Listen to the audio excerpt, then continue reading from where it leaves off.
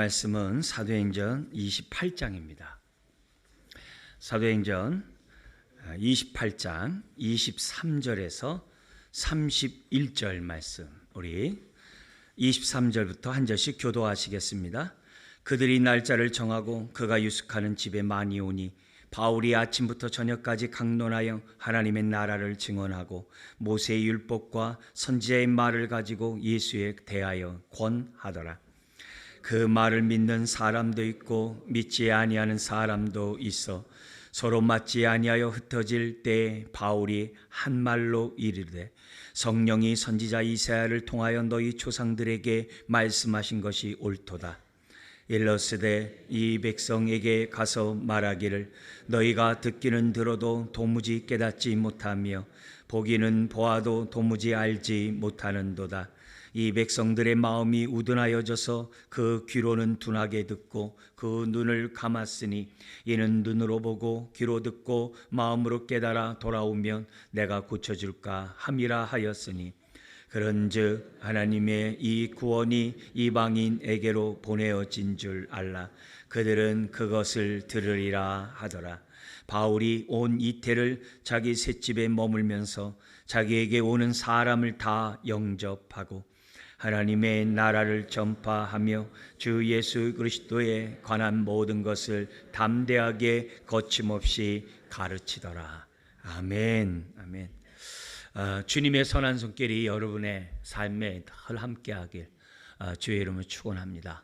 더구나 우리가 종교 개혁주의를 맞이해서 오직 성경, 오직 예수, 오직 은혜, 오직 믿음, 오직 하나님의 영광이라는 그런 구호를 가지고 주제를 가지고 종교개혁이 이루어지고 그 개혁이 오늘날에도 계속 이어지고 있음을 봅니다. 종교개혁의 후예들은 날마다 옛사람을 벗어버리고 새 사람을 덧입는 저와 여러분들이 되셔야만 합니다. 땅의 것을 바라보는 것이 아니라 위의 것을 바라보면서 주의 뜻을 이루는 저와 여러분들이 되어야 될 줄 믿습니다. 바울은 오직 복음을 위하여 많은 이 선교의 사명을 감당했지만 많은 핍박을 당하게 됩니다. 그리고 많은 재판을 받아야만 합니다. 오늘 본문은 로마 황제 앞에서 재판을 받기 위해서 한 셋집에서 이제 가택연금을 2년씩이나 기다리면서 재판을 기다리는 그 모습이 본문 안에 나오게 됩니다. 셋집이라고 기록된 그 말 표현에서 우리가 알 수 있듯이 재판을 기다리면서 그가 사용하는 모든 경비는 그 사람이 담당해야만 했어요. 우리는 옥바라지라는 이런 표현도 쓰고 있는데요. 그래서 빌립보 교회, 유럽의 첫 우리 교회로 세웠던 빌립보 교회가 바울이 로마 감옥에서 재판을 기다리고 있다는 그 소식을 듣자 이 바울을 돕기 위해서 에바브로 디도를 보낸 사건이 있어요.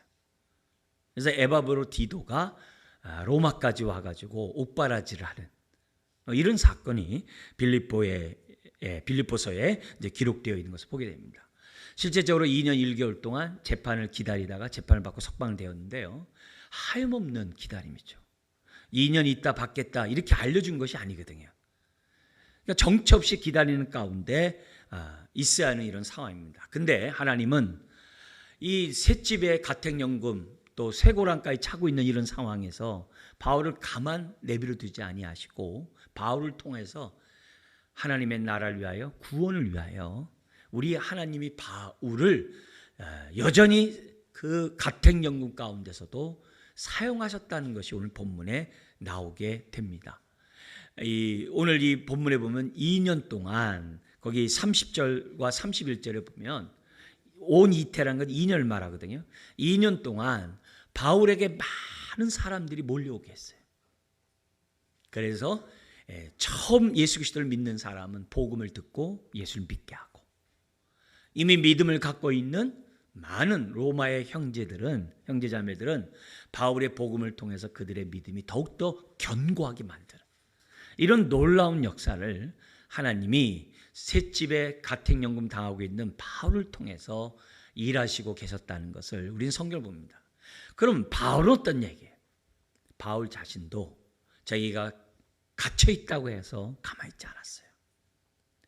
감옥이란 그 환경에 쇠고랑을 차고 있다고 해서 낙심하지 않았어요. 우리가 지난주에 우리가 봤던 것처럼 17절에 보면은 그 당시 회당 중심에 유대인들이 이 사회생활을 하고 있는데 거기 로마도 마찬가지예요. 그래서 거기에 있는 지도자를 불러다가 날짜를 정하고 우리가 오늘 23절에 읽었던 것처럼 그들을 자기가 가택연금 당하는 그 셋집으로 다 불러 모아가지고 하나님 나라와 주 예수 그리스도에 관한 그 말씀을 아침부터 저녁까지 전했다라고 23절에 기록된 걸 봐요. 그뿐만이 아니에요. 오늘 이 30절과 31절인 것처럼 다 영접했어요. 자기가 지금 쇠고랑에 차고 있는 그런 상황이 얼마나 우울합니까? 얼마나 힘듭니까? 근데 아랑곳하지 않아요. 자기가 이게 쇠고랑에 차 있는 그런 가운데서도 우겨싸이지 아니하고 담대히 거침없이 하나님의 나라와 주 예수 그리스도에 관한 이 복음을 전했다라고 오늘 본문은 기록되어 있습니다. 오늘 이 말씀을 통해서 우리가 분명히 알아야 될 것은 초대교회나 종교개혁을 할 때나 지금이나 복음은 뭐냐? 하나님 나라와 주 예수 그리스도에 관한 것이 복음이라는 사실을 오늘 이 성경 우리들에게 가르쳐주고 있습니다. 그러면 하나님 나라와 주 예수 그리스도에 관한 것 외에는 소용없냐? 그 얘기 아니라 가장 핵심이라는 거예요. 우리가 믿음 생활할 때 있어서는 반드시 하나님 나라와 주 예수 그리스도에 관하여 알고 믿어야 돼요. 알고 믿어야 돼요. 하나님의 나라와 주 예수 그리스도에 이거는 뗄래야 뗄 수 없는 서로 연결된 그러한 말씀입니다. 왜냐? 하나님 나라는 예수 그리스도를 믿어야 가는 나라이기 때문에 그래요. 예수님을 통하지 않으면 아무도 하나님 나라 못 가요. 구원을 얻을 만한 이름을 예수님의 이름 외에 주지 않았다 그랬어요. 예수 그리스도를 통해서만이 가는 나라가 하나님 나라이기 때문에 우리가 복음을 전할 때 하나님 나라만 전하는 것이 아니라 주 예수 그리스도에 관한 복음을 저와 여러분들이 전해야만 해요. 예수님이 어떻게 그리스도가 되셨어요? 그리스도가 뭐죠? 구세주, 메시아라는 뜻이에요. 어떻게 구세주가 되셨어요? 어떻게 그리스도가 되셨어요? 십자가에 죽고 부활하심으로 그리스도가 되셨잖아요. 그리고 또한 그리스도로서 영접하는 사람은 예수님을 어떻게 대해야 돼요? 나의 주님으로 대해야죠. 예전엔 내가 주인이에요.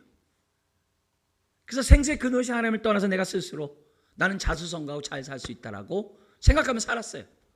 어떤 사람 성공한 사람도 있어요. 그렇다고 성공했다고 해서 그가 행복한 건 아니잖아요. 우리가 회개한다고 하는 것은 근본적인 걸 회개하죠. 내 인생의 주인은 내가 아니라 예수님이 나의 인생의 주인이야. 내 인생의 주어가 나는 이 아니라 예수님이 내 인생의 주어야.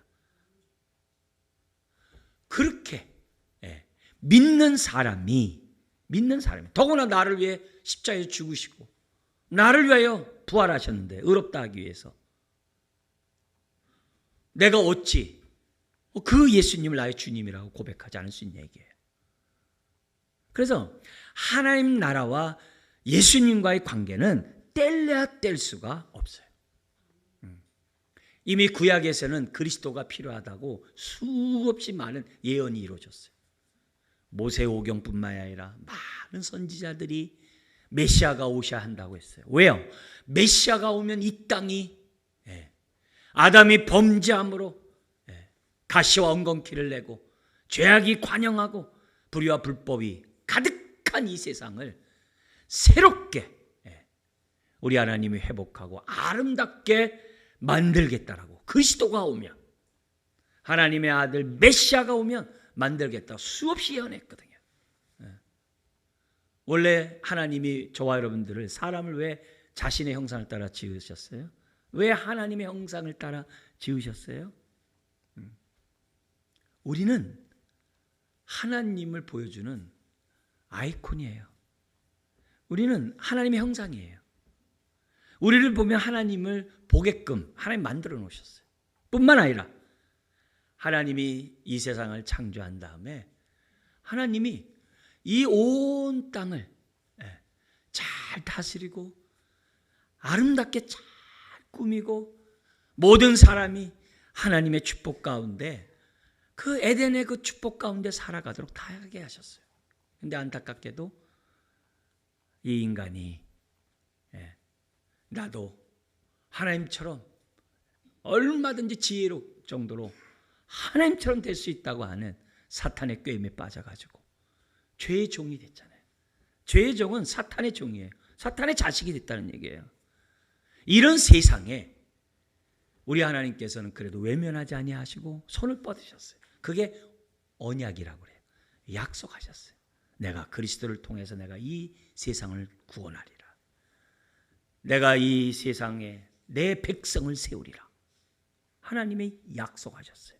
바로 그 약속을 이루기 위해서 오신 분이 예수님이에요. 그러니 우리가 어찌 그 예수님을 믿지 않을 수 있겠어요? 어찌 그분을 나의 주님이라고 하면 따라가지 않을 수 있겠어요? 그 예수님을 통해서 하나님 나라에 간다는데 어찌 믿고 따르지 않을 수 있는 얘기예요. 그 얘기를 지금 이 성경 우리들에게 보여줘요. 자, 근데 지금 성경을 보면 예수님이 강조하면서 전했던 복음과 예수님의 제자들이 강조하면서 전했던 복음이 좀 강조점이 달라요. 예수님은 철저하게 하나님 나라를 전하셨어요. 그래서 회개하라, 하나님 나라가 가까웠다라고 첫 선포를 하셨어요. 마지막 때 사도행전 1장에 보면은 부활 승천하시기 전에 40일 동안 부활하신 예수님이 10여 차례 제자들이 나타나셔서 말씀하셨어요. 근데 뭐에 대해서 말했느냐? 사도행전 1장에 보니까 하나님의 나라에 대해서 말했어요. 그냥 예수님은 처음과 끝이 하나님 나라를 전했어요. 그럼 중간은 하나님 나라 전했을까 안 했을까요? 당연히 하나님 나라를 전했죠. 예수님의 가르침 자체가 하나님 나라예요. 예수님의 삶 자체가 하나님 나라예요. 여러분 마태복음 13장에 보면 예수님의 7가지 비유가 있는데 그 비유가 뭐예요? 하나님의 나라는 이와 같으니 하면서 겨자씨의 비유, 누룩의 비유 이렇게 얘기하셨어요. 이 모든 게 다 뭐예요? 온통 하나님 나라예요. 근데 예수님의 제자들은 베드로나 요한이나 사도 바울이나 모든 제자들은 하나님의 나라를 외친 예수님과 달리 이상하게 십자가와 부활만 전해. 십자가와 부활을 통해 예수님이 우리의 그리스도가 되시고 우리의 주님이 되셨다. 예수님에 대해서만 전하는 거야. 아니 그 스승은 하나님 나라를 전했는데 제자들은 예수님만 전해. 그럼 다른 건가? 그 얘기가 아니죠. 그 나라에 하나님 나라에 들어가려면 예수님을 통하지 않으면 안 된다는 사실을 강조하기 위해서 제자들이 뭘 해준 거예요? 예수님에 대해서. 왜? 예수님을 믿지 않으면 아무도 하나님 나라에 못 가니까. 그래서 예수님만을 강조하며 전했던 거죠. 바울만이 아니에요. 요한만이 아니에요. 베드로도 그래요. 우리 사도행전 우리 앞부분 한번 잠깐 2장 한번 보겠어요. 2장 22절에서 24절에 보면 성령이 임해가지고 오순절 마가다락방에 성령이 임해가지고 120명의 성도가 성령 충만함을 받고 그들이 새 방언을 말하는데 그 방언의 내용이 그 당시 통용되던 지중해 연안에 흩어졌던 유대인들이 절기되면 예루살렘에 와서 예배 드리는데 자기의 고향의 언어들로 어떤 사람은 애굽 언어, 어떤 사람은 러시아, 어떤 사람은 영어, 독일어, 프랑스 그 언어로 그들이 들리는 그 언어로 그들이 막 새 방언을 얘기하는 거예요. 뭐에 대해서요? 하나님의 큰 일에 대해서. 예수 그리스도를 통해 하나님 나라가 이 땅에 임했다고 하는 하나님의 큰 일을 막 하는 거야. 한 번도 프랑스어를 배우지 못한 사람이 막 프랑스어를 해요. 아르메니아어를 배우지 않았던 사람이 막 아르메니아어를 해요. 이런 일들이 막 벌어져 가지고 난리가 난 거예요. 그때 베드로가 일어나 가지고 왜 이상한 일 당한 것처럼 하느냐? 구약의 요엘 선지자가 예언해 놓지 않았느냐? 성령이 임하면 이런 일들이 있으라고 하지 않았느냐? 그게 응했다는 거예요. 그러면서 설교할 때 무슨 설교하냐? 십자가 부활을 얘기를 해요. 그게 2장 22절에서 24절에 우리 같이 한 목소리로 십자가 부활에 어떻게 전했는지 우리 읽도록 하겠습니다. 이스라엘 사람들아, 이 말을 들으라. 너희도 아는 바와 같이 하나님께서 나사렛 예수로 큰 권능과 기사와 표적을 너희 가운데서 베푸사 너희 앞에서 그를 증언하셨느니라.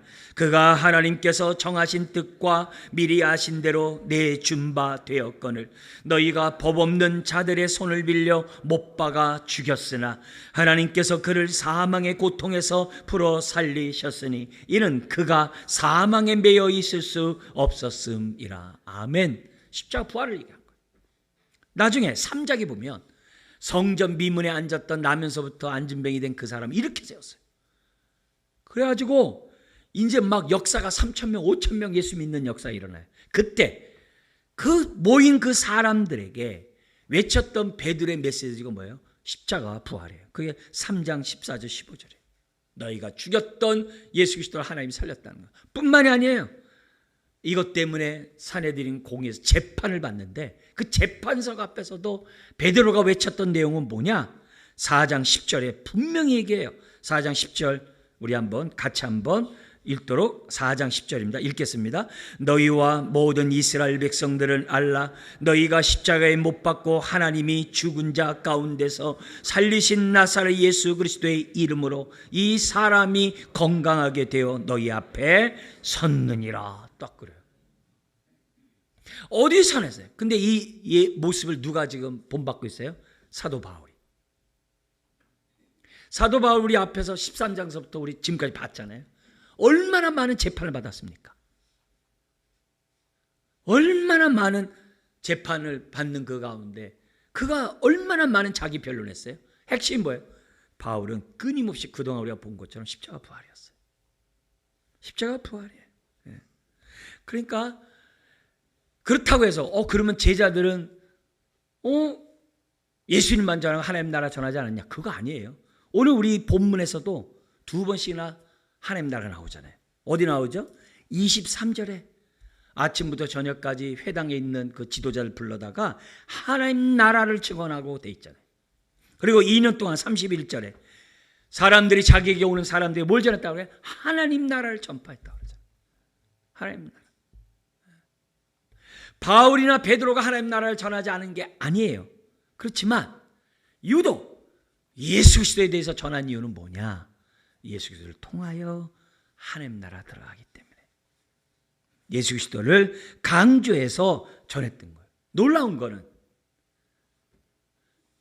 자신들이 전하는 그 그리스도가 주라는 거예요. 주님이라는 거예요. 그 당시 로마 시대 때는요, 황제만이 주가 될 수 있었어요. 로드가. 황제만이 로드가 주가 될 수 있었어요. 근데 예수가 주라는 거예요. 아니, 십자가에 처형당했던 자가, 그렇게 벌벌 없던 자가 갑자기 주가 됐다고 그러는 거예요. 왜요? 제자들이 부활의 주님을 목격했기 때문에, 부활의 주님을 그들이 만났기 때문에, 그들은 담대하게 구약에서 예언된 그 그리스도가 주님이라고 그들은 믿고 외쳤던 것을 우리가 보게 됩니다. 그러니까 복음의 핵심이 뭐냐? 그러면 하나님 나라와 주 예수에 관한 거예요. 예수님에 관한 그것이 바로 복음이라는 사실을 우리가 기억하고, 바울이 감옥에서도 이렇게 우겨싸이지 않고 낙심하지 않고 담대히 거침없이 하나님의 나라를 전할 수 있었던 건 다른 게 아니에요. 복음을 확실히 믿었기 때문에. 그리고 이 말을 다른 말하면 예수님과 온전히 접붙임 바 되었기 때문에. 요한복음 15장 포도나무와 가지 비유처럼 가지는 나무에 붙어 있을 때 저절로 열매를 맺어요. 그 열매가 뭐예요? 하나님 나라의 열매예요. 성경에서 뭐라 하면 의와 희락과 화평이 하나님 나라가 임하는 곳에는 임한다는 거예요. 예수님과 접붙임 받는 게 뭐예요? 예수 그리스도를 영접하는 걸 말해요. 영접판을 내면 어떻게 돼요? 주님이 죽을 때 나도 죽었고 주님이 부활할 때 나도 부활했다라고 믿는 그 믿음을 영접이라고 그래요. 그런 자가 의롭다함 받죠. 그런 자가 의와 희락이 있죠. 기쁨이 있죠. 그런 자가 화평, 샬롬이 그 안에 있죠. 하나님 나라가 임하는 곳에는 열매가 나요. 의와 희락과 화평이 임하게 된다는 거예요. 그래서 우리가 이 복음을 정확하게 우리가 알고 믿으면 내 삶에 뭐가 임해요? 하나님 나라가 임하는 줄 믿습니다. 그게 복음이에요. 그 복음이에요. 그걸 2년 동안 바울이 지금 구약에서 말한 그 나라가 예수 그리스도를 통해서 이루어졌다고, 실현되었다라고, 이 땅에 임했다라고 제자들이 외쳤던 거예요. 여러분, 우리는 지금 사도행전을 주 예수 그리스도의 행전이라는 큰 주제를 가지고 1년 동안 봤어요. 1년 동안 봤어요. 사도행전이 어떻게 끝나요? 결론이 없어요. 사도행전인데 지금 바울이 이태 동안 있었더라 하면서 자기에게 오는 자에게 말씀을 전했다, 그게 아니잖아요. 석방도 되었고 그 이후에 5년을 또 사역하다가 또 로마에 갇혔다가 목배임을 당했거든요. 요거 다음에 사도 바울은 여전히 왕성하게 성령에 따라서 하나님 나라를 전파하고 예수를 증거했어요. 근데 없어요. 왜 그럴까요? 사도행전의 주인공은 베드로와 바울 같은 사도가 아니에요. 사도행전의 주인공은 예수 그리스도인 줄 믿습니다. 예수님이에요. 요 앞에서도 바울이 로마의 재판을 받으러 가기 위해서 큰 광풍을 만났잖아요. 근데 그 만나는 그런 상황에서 우리 주 예수 그리스도께서 바울에게 직접 나타나셔서 안심하라. 여기 있는 사람들 다 한 영혼도 잃어버리지 않을 것이다. 너는 로마 황제 앞에 나를 증언해야 할 것이다 말씀해요. 직접 아니, 주님이 죽고 승천하면 끝난 거 아닌가? 아니에요. 아니에요. 지금도 보좌 우편에서 여전히 하나님 나라를 위하여 역사하세요. 어떻게 해요? 그 나라의 왕으로 이 세상을 심판하고 계시고 이 세상을 지금 다스리고 계세요. 공의와 정의로 다스리세요. 여러분, 여전히 이 땅에서 심판이 이루어지고 있어요. 여전히. 왜요? 주님이 통치하고 다스리고 계시니까. 다스리니까. 뿐만이 아니라 여전히 지금도 보좌 앞에서 저와 여러분들을 위해 기도하고 계세요. 아멘. 예? 모든 시험 당하는 자를 돕고 계세요. 아멘. 왜? 대제사장으로서의 사역을 지금도 하고 있어요. 참된 대제사장으로 지금도 사역해요. 무슨 사역이에요? 십자가에서 이루는 그 놀라운 구원의 사건이 저와 여러분들 개개인이 다 뭐예요? 생명으로 나타나도록 지금도 예수님은 끊임없이 저와 여러분들의 작은 신음에도 응답하고 계시고 지금도 성령님을 계속 부어주셔서 저희들의 믿음만이 든든하게 할 뿐만 아니라 믿지 않는 자들을, 택한 자들을 모으는 줄 믿습니다. 지금도 여전히 만왕의 왕으로 이 세상을 통치하고 다스리고 계세요. 그래서 지금도 우리는 어떻게 돼요? 종교개혁자들은 다 뭐예요? 바울의 후예들이에요. 그 개혁자들의 후예들은 또 뭐 우리들이에요. 우리들이 여전히 지금 하나님의 나라를 위하여 오늘도 우리들이 신앙생활을 하고 나가는 줄 믿습니다. 이 전체적인 흐름 속에서 우리가 복음 그러면 하나님 나라와 예수 그리스도에 관한 그 말씀이 복음이라는 사실을 우리 딱 기억하고 우리가 굳건한 믿음을 가지면 가질수록 주님과 접붙임바 되면 될수록 하나님 나라가 내 안에서 열매로 아주 놀랍게 임하는 축복이 우리에게 나타난 줄 믿습니다. 그게 믿음 생활이고 그것이 오늘 우리들이 누려야 될 내용이에요. 자, 근데 우리는 그동안 사도행전을 통해서 예수 그리스도가 어떤 분이신지를 눈을 봤어요. 그래서 복음에 예수님에 관한 부분들은 우리가 그동안 들었어요.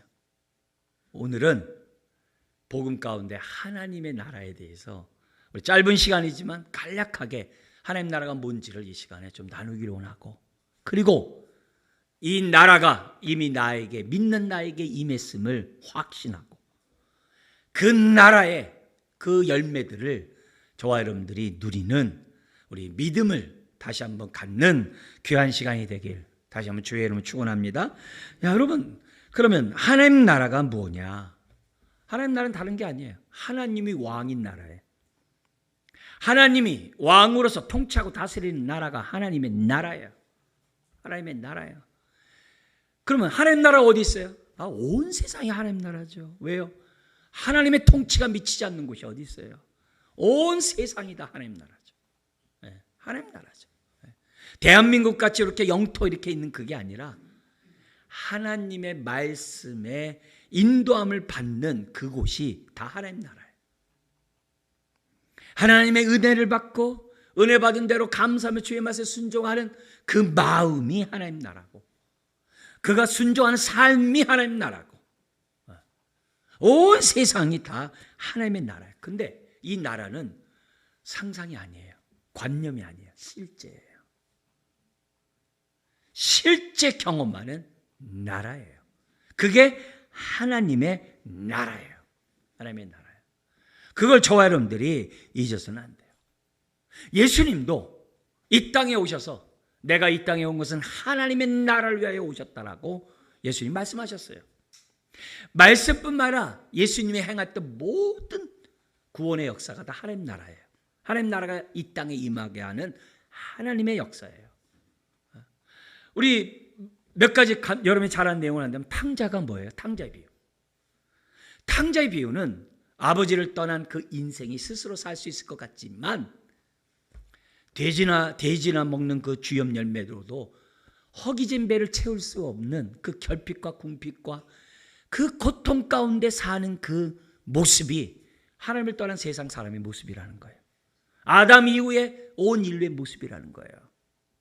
근데 그 아들이 아버지께로 갔을 때 그 아들은 어떻게 해야 돼요? 아들로서의 권위가 회복됐어요. 그래서 금가락지도 끼우고 신발도 씻기고 옷도 입혔어요. 아들로 인정돼요. 근데 탕자의 비유는 그게 클라이막스가 아니에요. 하나님의 아들이 된 것으로 끝나는 게 아니라 그 다음이에요. 그 다음이 뭐예요? 탕자에 비해서 그 하이라이트가 뭐예요? 온 동네를 사람들 모셔다가 초대에다가 뭐예요? 송아지를 잡는 잔치를 벌인 거예요. 그게 탕자의 하이라이트. 궁핍과 배고픔에 있던 그 인생이 하나님의 나라에 들어오면 그 송아지의 풍성한 잔치에 참여하게 된다는 것이 탕자의 비유가 주는 핵심이에요. 예수 그리스도를 믿으면 탕자 같은 인생이 송아지를 먹는 그 잔치에 참여하는 삶을 실제적으로 산다는 것이 탕자의 비유예요. 그래서 예수님이 이 땅에 오셔서 하나님 나라가 임했음을 보여주기 위해서 어떻게 예수님이 행동했어요? 죄인과 세리들의 친구가 될 뿐만 아니라 죄인과 세리들과 뭐 했어요? 항상 뭘 잡수셨어요. 근데 잡수신 목적이, 이유가 예수님 뭐라고 그랬어요? 천국은 잔치와 같다는 것을 알게 하려고. 그래서 이걸 모르는 유대인들은, 바리새인들은 아유 먹기를 탐하는 자, 이렇게 비난했어요. 예수님이 그런 식탁 교제를 통해 하나님 나라는 이와 같다는 걸 보여준 건데 이해를 못했어요. 예수 믿으면 얼마나 천국 잔치에 즐거움에 동참하는지를 예수님은 그렇게 보여줬는데도 몰랐어요. 그냥 예수를 믿어도 그냥 종교적으로 믿는 거예요. 하나님 나라가 경험하지 못하는 종교적인 신앙을 갖는 거예요. 종교적인 신앙을 갖는 거예요. 여러분, 우리가 예수님이 이 땅에 오셔가지고 하나님 나라가 임했음을 여러 가지로 보였어요. 죄사함을 받았느니라, 죽은 자를 살리고, 귀신을 쫓아내고, 원수 사탄 마귀를 쫓아내고 병든 자를 고치고 그 모든 행위가 뭐냐? 하나님 나라가 임했다는 걸 보여주는 거예요. 그래서요, 여러분 우리가 여기서 잘 아셔야 돼요. 뭐냐면 귀신이 나갔어요. 쫓겨났어요. 아, 귀신 나갔다. 아, 능력 있다. 그렇게 하면 안 돼요. 그것만 알면 안 돼요. 귀신이 쫓겨나간 거는 그 마음에, 그 사람의 심령에 하나님 나라가 임했다는 증거인 줄 믿습니다. 그걸 같이 하셔야 돼요. 병 고침을 받았어. 능력 있어, 병 고침 받았네. 그러면 안 돼요. 하나님 나라가 그에게 임해서 병 고침을 받았네. 이렇게 해야 돼요. 이렇게 하셔야 돼요. 우리가 누구를 위해서 하나님 병 고침을 위해서 기도합니다. 병 좀 낫게 해주세요. 우리 서 권사님 다시 항암 치료를 받는데도 그게 잠깐 줄었다 다시 또 커지고 막 그래요. 아멘. 하나님 빨리 항암에 효과가 나타나서 그런 것도 우리가 해야 되지만 하나님 나라가 온전히 임하게 달라고 기도해야 돼. 어둠이 떠나가고 어둠의 영들이 떠나가고 우리들의 삶에 하나님 나라가 온전히 임하게 달라고 그 기도를 함께 해야 돼. 그래서 우리가 이런 얘기 있어요. 누가복음 11장 14절에 보면은 더러운 귀신이 어떤 사람에게 말을 못하게 만들었어요. 성경에서는 말을 못하게 하는 그 귀신이라고 얘기했어요. 그러니까 우리가 알고 있는 말을 못하는 그 내용이 이런 방법도 있지만 성경에 보면은 귀신에 의해서 말을 못하는 병도 있어요. 근데 예수님 쫓아내셨어요. 쫓아내니까 유대인들이 귀신의 왕인 바알세불의 힘을 입어서 귀신을 쫓아냈다는 거예요. 그러니까 예수님이 뭐라고 그러냐면 그래가지고 어떻게 사탄의 나라가 지들끼리 싸워가지고 그게 사탄의 나라가 세워지겠냐는 거예요. 아니라는 거예요. 하나님 나라가 임했기 때문에 쫓겨났다는 거예요. 그러면서 무슨 얘기하냐면 20절에 내가 만일 하나님의 손을 힘입어 귀신을 쫓아냈다면 하나님의 나라가 이미 너에게 임하였느니라. 아멘. 그래서 우리가 육신의 치유만 얘기하면 안 돼요.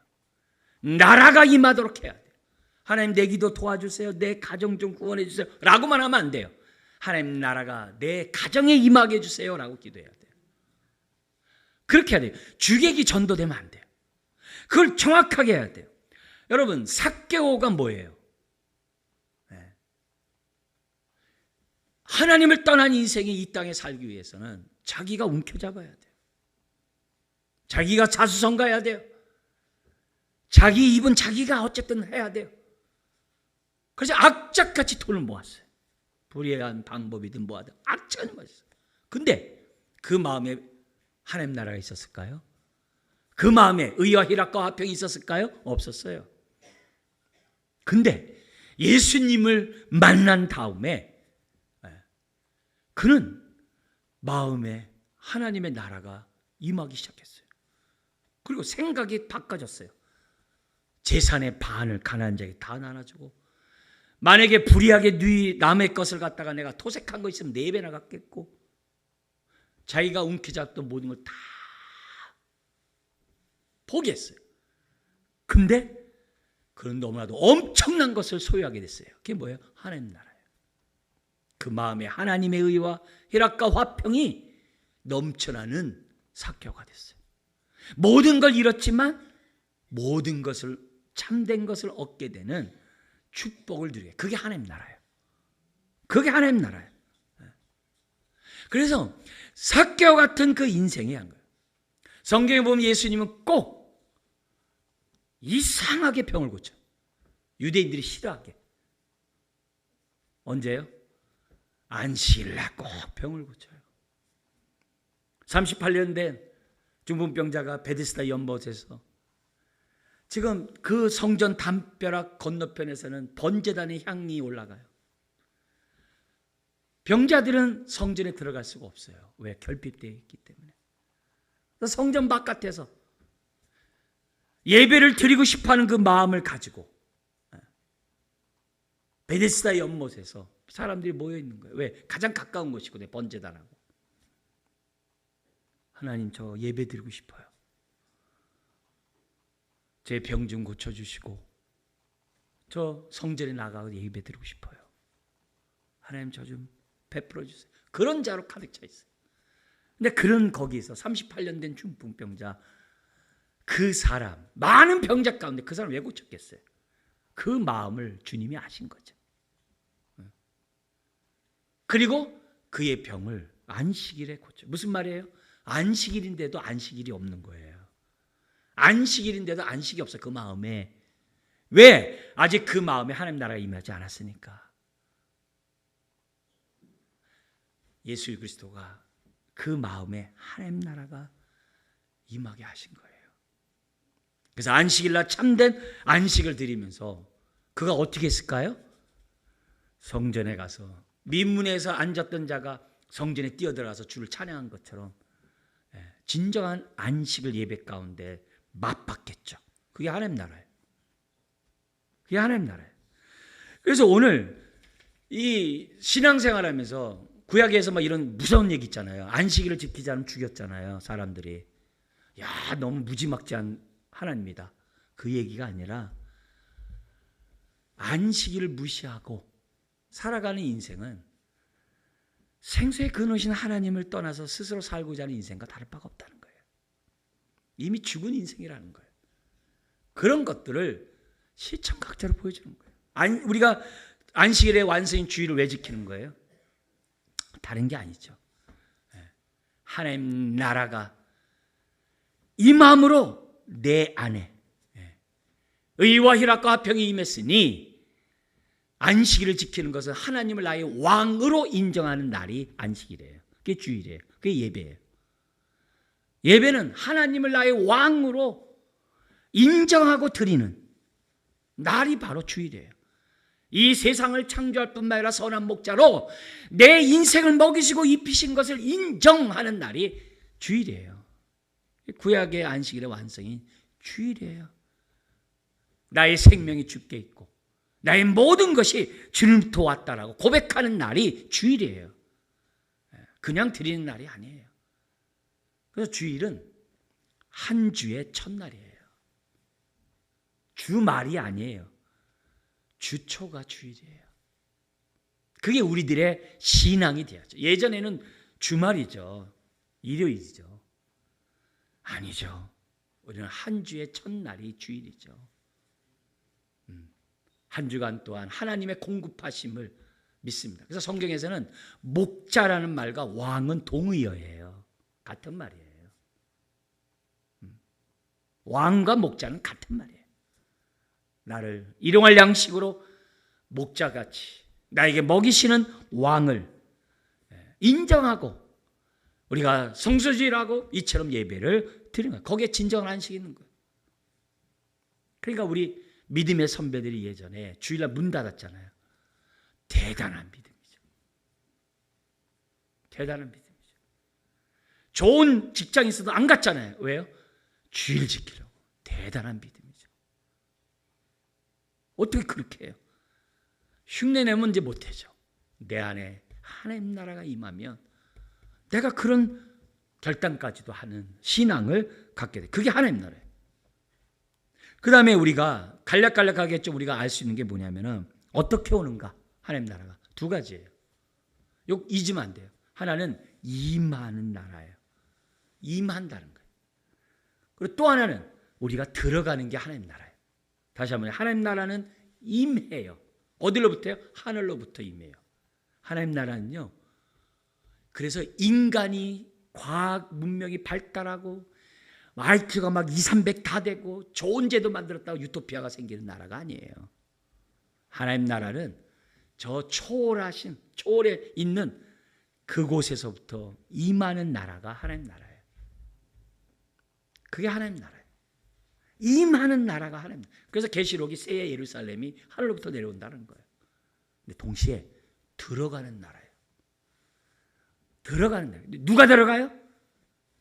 은혜로 믿음을 갖고 있는 자, 예수 그리스도를 믿는 자마다 다 들어가는 거예요.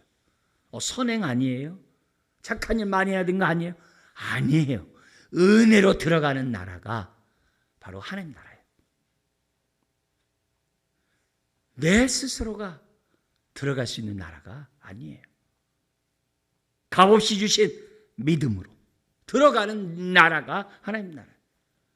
이 두 모습을 잊어서는 안 돼요. 세상 인간이 이 땅을 아름답게 한다고요? 천만에요. 환경을 보존한다고요? 천만에요. 기후 관리를 잘한다고요? 천만에요. 안 돼요. 하나님 나라가 임해야 돼요. 임하게 달라고 저와 여러분들이 오늘도 부르짖은 이유들이 다른 게 아니에요. 그 나라는 겨자씨처럼 처음에 미약한 것 같아요. 근데 큰 나무가 더 새들이 깃든데 뭐예요? 열방이 다 주께로 온다는 거예요. 눈에는 안 보여, 겨자씨 비유를 통해. 근데요, 부풀어 버렸어요. 점점 하나님 나라는 확장하게 돼 있어요. 그러니까 지금 24억 명의 그리스도인들이 있잖아요. 주님이 택한 자들이 구원받는 그때 재림이 오시겠죠. 재림하시겠죠. 자, 세 번째 우리가 근데 이 나라는 선포해야 돼요. 가만히 있으면 그 나라로 들어오는 게 아니에요. 예수님은 회개하라, 하나님 나라가 가까웠다 선포하셨어요. 그래서 선포는 두 가지 의미가 있어요. 하나는 뭐냐? 선포함으로 사람에게 택한 백성이 믿음을 가지고 주께 나오라고 하는 초청이 될 수도 있고, 또 하나는 거절함으로 하나님의 심판의 증거가 돼요. 그래서 요한복음 3장 16절 유명하잖아요. 하나님이 세상을 이처럼 사랑하사. 그 다음 구절 3장 17절이 뭐냐? 예수 그리스도를 믿지 않으면 이미 심판을 받았니라고 하는 거예요. 그게 증거예요. 오늘 우리가 예수 믿으세요. 왜? 그래야 모으죠. 택한 백성들을 모으죠. 예수님 믿으세요. 우리 예수님이 그랬어요. 건강한 자는 의원이 쓸데없다 그랬어요. 소용없다 그랬어요. 병든 자에 필요하죠. 우리 하나님께서는 의인이 필요 없어요. 자기가 죄인임을 아는 자가 필요하죠. 구원을 받을 수 있다는 거죠. 누가 겸손한 자고 누가 죄인이에요? 마음을 열고 예수를 영접하는 자가 죄인이고요. 그 자가 구원을 받는 거죠. 그게 하나님 나라예요. 넷째, 하나님 나라는 어디에 있어요? 죽어서 가는 나라만이 아니에요. 그건 완전히 이루어지는 나라죠. 이 땅에서도 하나님 나라가 이미 임했어요. 어디에요? 예수님을 나의 그리스도 주님이라고 고백한 그 마음에, 저와 여러분 마음에 하나님 나라가 임한 줄 믿습니다. 네, 하나님 나라가 임한 거. 우리가 순종하는 그 삶이 하나님 나라예요. 공의롭게 정의롭게 살아가는 그 삶이 하나님 나라예요. 그럼 왜 이렇게 하나님 나라를 위해서 우리들이 이렇게 순종하며 살아야 돼요? 그래야 어둠에 있는 자들이 빛으로 나오죠. 그래야 어둠에 있는 자들이 나오는 거죠. 한 번은 누가복음 17장 20절 21절에 바리새인 얘기해요. 하나님 나라가 어느 때 임합니까? 그래요. 예수님에게. 그러니까 예수님 뭐라고 그러냐면 하나님 나라는 볼 수 있게 임하는 게 아니에요. 그러면서 뭐라 하면은 여기 있다 저기 있다고도 말할 수 없어요. 그러면서 뭐라 하면은 하나님 나라는 너희 안에 있다 그래요. 겸손히 마음을 열고 예수를 영접한 그 마음에 하나님 나라가 임하는 줄 믿습니다. 여러분, 하나님 나라가 임하면 의와 희락과 화평만 있는 게 아니에요. 신분이 확 바뀌어요. 원래 제 영적인 성이 있어요. 뭔지 아세요? 저 영적인 아비가 있었어요. 누군지 아세요? 원래? 저의 영적인 아비는 마귀였어요. 인정하고 싶지 않지만. 그리고 저의 영적인 성이 있었어요. 김인희 앞에 성이 하나 있었어요. 죄김인이었어요. 근데 하나님 나라가 임하는 순간에 사단의 아들에서 하나님의 아들이 됐어요. 어둠의 자녀에서 빛의 자녀가 됐어요. 그리고 성도 바뀌었어요. 죄김인이에서 의김인이로 바뀌었어요. 그게 하나님 나라예요. 그게 하나님 나라예요. 신분이 완전히 바뀌어요. 근데 우리가 새로운 피조물이 되었다, 하나님의 자녀였다 할 때 새롭다는 이 단어는 어떤 단어냐면요, 완전히 질적으로 완전히 바뀌었다는 거예요. 뭐냐면 더러운 옷을 갖다 빨아가지고 새 옷이 됐다 그래가지고 우리 새 옷이 되었다 이렇게 얘기하잖아. 그 새자가 아니에요. 네. 이전이 완전히 다른, 이전과 완전히 다른 180도 다른 내 모습으로 바뀌었다는 게 새로운 피조물이에요. 왜요? 하나님 자녀가 됐는데요. 왜요? 죄산 받고 의롭다 안 받았는데 이전의 내 모습이 아니에요. 그게 하나님 나라예요. 하나님 나라. 그래서 우리는요, 과거에서 오늘을 살아가는 자들이 절대 아니에요. 우리는 미래에 완성된 그 나라를 오늘 믿음으로 가지고 끌고 와서 사는 자들이 저와 여러분이에요. 어제 내가 나 아니에요. 그러니까 너무 과거 때문에 오늘 다 이렇게 낭비하지 마세요.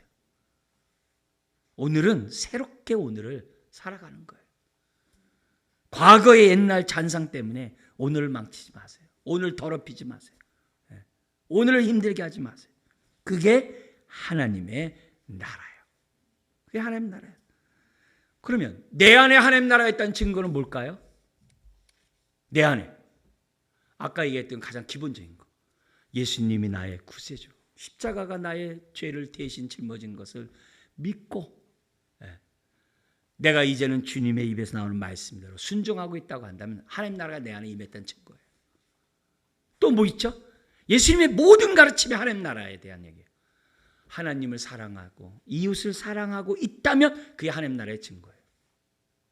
옛날에는 나를 위해 살았는데 먼저 그 나라와 그 일을 위해서 살고 싶어하는 마음이 있다면 하나님 나라가 임한 거예요.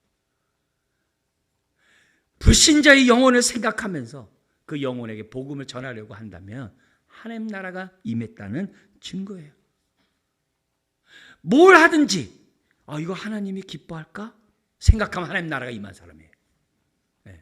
이렇게 하면 하나님 기뻐할까? 기뻐하지 않을까? 거기에 따라 행동하면 하나님 나라가 임한 자예요. 뿐만 아니라 하나님의 나라가 내 안에서 임한 것처럼 내 가정과 내가 있는 그곳에서 하나님의 사랑을 드러내려고 자꾸 내가 하고 있다면 하나님 나라가 내 안에 있다는 증거예요. 우리가 오늘 종교개혁주간 맞이해가지고 오후에 광화문에 가서 예배 드려요. 여러 가지 이유가 있죠. 그러나 가장 우리가 알아야 될 것이 뭐냐면 이미 우리는 예수 그리스도를 믿고 하나님 나라의 백성이 된 자예요. 아멘. 예수님이 이제 하나님 나라에 들어간 백성이에요. 임한 자예요. 근데 지금 포괄적 차별금지법이 통과되면 전도를 못해요. 2006년도에 미국에서 공립학교에서 모든 종교교육을 못하겠어요. 10계명 붙여놓은 거 다 띄고 못하겠어요. 20년이 지난 지금 미국의 공교육 속에서 그것이 얼마나 무섭게 확대해가지고 포괄금지법까지 통과돼가지고 이루 말할 수가 없어요. 굉장히 그 피해가 개별적 차별금지법 우리가 절대 지지하죠. 왜요? 예수님이 소자에게 물 한 그릇 주고 고아와 과부를 무시하는 자는 천국 못 간다고 그랬거든요. 그걸 무시하면 안 되죠. 그건 우리들이 옹호하고 해야 되죠. 그러나 포괄적 우리 차별금지법이 통과되면 한 번 통과된 법을 바꿉시다 하면요, 그것이 차별법에 걸려서 벌받게 돼 있어요. 한 번 정하면 못 바꾸게 돼 있는 거예요. 우리는 예수 믿고 이미 하나님의 자녀가 되었어요. 근데 아직 믿지 않는 자들이 있잖아요. 그들을 위해서 법이 통과되면 안 되는 거예요. 아직 우리 자녀들이 있잖아요. 그 아이가 믿음을 갖기 전까지 빨리 우리가 해야 될 일이 너무 많아요. 근데 아이에게도 할 수가 없는 그런 일들이 벌어진다는 거예요. 우리 때문이 아니라 불신자와 우리 자녀들 때문에 우리가 지금 모여서 그거를 반대한다라고 얘기하는 거예요. 다른 게 아니에요. 자꾸 종교를 갖다가 정치적으로 폄하시키고 막 이렇게 프레임으로 하고 있는 거. 그 마음에 하나님 나라가 얼마나 있는지 의심하지 않을 수 없어요. 오늘 우리들이 신앙생활하면서 이 하나님 나라가 이 땅에 임해야 될 책임이 우리에게 있어요. 마지막 우리가 볼 것은 주님의 재림 때 이게 완성돼요. 그런데 이 땅에서 하나님 나라를 맛보지 못한 자 재림 때 아무 상관없어요. 이 땅에서 하나님 나라를 경험하지 못한 자 주님 하면 경험할 수 없어요. 이 땅에서 예수 믿는 자가 죽어서도 주님 품에 안길 수가 있어요. 그래서 계시록 21장 5절에 이렇게 돼 있어요. 보좌에 앉으신 이가 이르시되 보라, 예수 그리스도가 말합니다. 내가 만물을 새롭게 하노라. 아멘. 새하늘과 새 땅으로 새롭게 한다. 죄가 없기 때문에 더 이상 사망과 이별과 슬픔과 병과 고통이 없어요. 만물을 새롭게 완전히 하겠다고 했어요. 그러나 우리들이 그 나라에 완성된 그 나라를 바라보면서 오늘 하나님 나라가 내 안에 온전히 이루어지도록 기도해야 되고, 내 가정에 온전히 이루어지도록 기도해야 되고, 이 땅에 하나님 나라가 온전히 이루어지도록 선교적 사명을 우리들이 살아야 되는 거예요.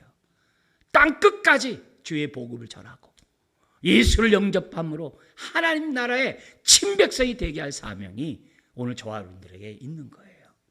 그런 의미에서 주님은, 예수님, 우리가 주기도문 제자들에게 가르쳐줬던 그에 따라 우리가 하잖아요. 주기도문. 거기에 핵심이 뭐예요? 나라가 임하옵시며 하늘에서 이룬 뜻이 이 땅에 이루어지이다. 하나님 나라를 위해서 예수님이 기도하라고 하셨어요. 그렇다면 그 나라가 이 어지러운 이 땅에, 가시왕국뿐이 이 땅에, 불의와 불법이 판을 치는 이 땅에, 무당과 우상숭배가 판을 치는 이 대한민국에 하나님 나라가 임하게 달라고 기도하는 저와 여러분들이 되어야 될 줄 믿습니다. 기도하겠습니다. 하나님 아버지, 주여, 공중의 권세 잡은 자가 많은 사람들 유혹하고 미혹하고 넘어지게 하고 있고, 마음과 육신이 원하는 대로 탐욕 가운데 살아가도록 꿰고 있는 이 땅에 우리가 전하지 않으면 그들이 어떻게 복음을 받아들이며 하나님 나라 백성이 됐겠습니까? 주여, 부활의 주님이 사탄의 머리를 짓밟고 교회가 음부의 권세를 짓밟게 하게 하신 그 권세를 가지고 주여, 우리가 주의 복음을 전하며 사람들을 하나님 나라로 모으기를 원합니다.